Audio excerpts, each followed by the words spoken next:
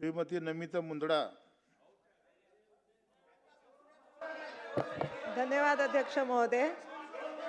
महाराष्ट्र राज्याचे राज्यपाल महोदय यांच्या भाषणात राज्याची इकॉनॉमिक प्रोग्रेस, कृषी उद्योग व infrastructure development, social welfare, employment generation यावर आधारित शासनाच्या पॉलिसीज व अपकमिंग स्कीम्स याच्यावर स्पष्ट आढावा देण्यात आपल्या ह्या भाषणामध्ये आलेला।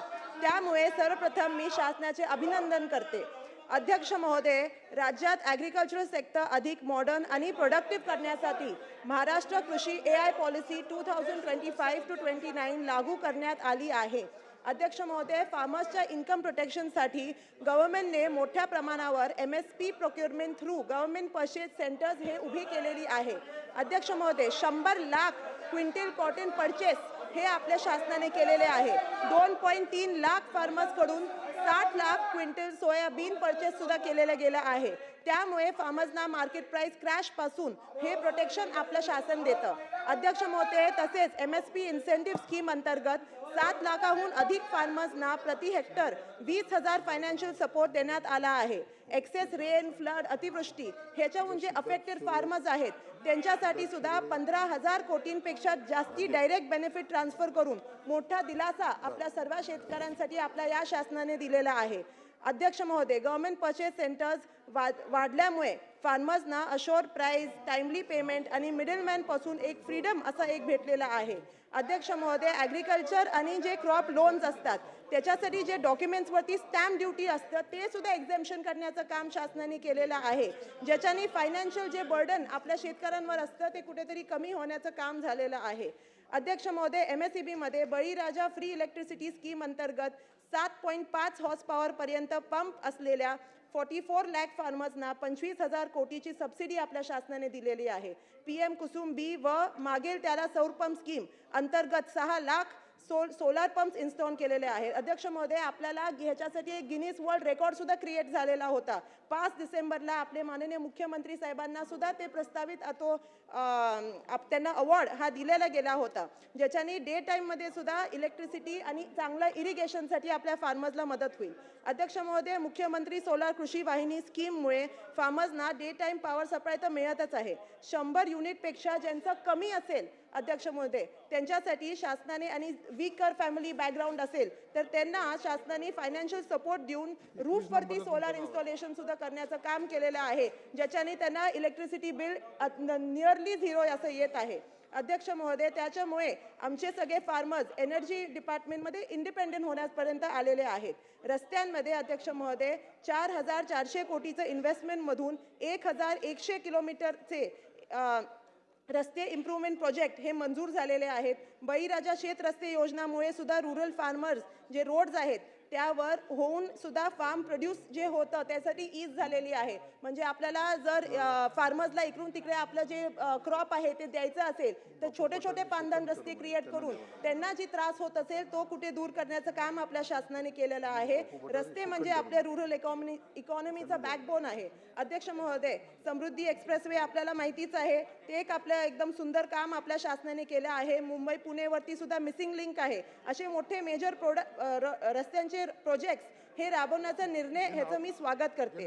मला एक गोष्ट सांगायची होती की त्याचप्रमाणे माझ्या मतदारसंघातून जाणारा प्रस्तावित लातूर कल्याण जन कल्याण ग्रीनफील्ड नॅशनल हायवे हा केवळ रोड प्रोजेक्ट नसून industrial growth, agricultural transport, employment generation, investment आणि इकॉनॉमिक डेव्हलपमेंटसाठी बॅकबोन ठरणारा आहे। म्हणून बीड जिल्ह्यासाठी हा प्रोजेक्ट नवसंजीवनी देणारा आहे। त्यामुळे या हायवेला प्रायोरिटी देण्यात यावी हा मी इकडे रिक्वेस्ट करते।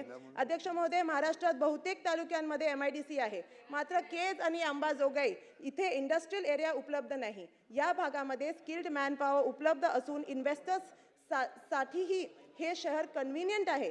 त्यामुळे एज्युकेटेड अनएम्प्लॉईड युवकांना जॉब मिळण्यासाठी आणि इंडस्ट्रियल डेव्हलपमेंटसाठी केज अंबाजोगाई MIDCचे जे प्रपोजल्स आहेत त्याला त्वरित आपण मान्यता द्यावी ह्याच्यासाठी मी इकडे विनंती करते। अध्यक्ष महोदय, शासनाने एम्प्लॉईजच्या जॉईनिंगपासून रिटायरमेंटपर्यंत सर्व सर्व्हिस रेकॉर्डचं जे कम्प्युटरायझेशन करण्याचं जे काम केलं आहे, ज्याच्याने मॅनपॉवर रिलेटेड बाबीसुद्धा एकाच डिजिटल पोर्टलवर आणण्यासाठी इंटिग्रेटेड डिजिटल ट्रान्सफॉर्मेशन प्रोजेक्ट हा सुरू केलेला आहे. ह्याच्यासाठी हे अत्यंत पॉझिटिव्ह आहे आणि ह्याच्यामध्ये ट्रान्सपरन्सी वाढणार आहे. ह्याच्याबद्दल मी आपल्या शासनाचं इकडे अभिनंदन करते.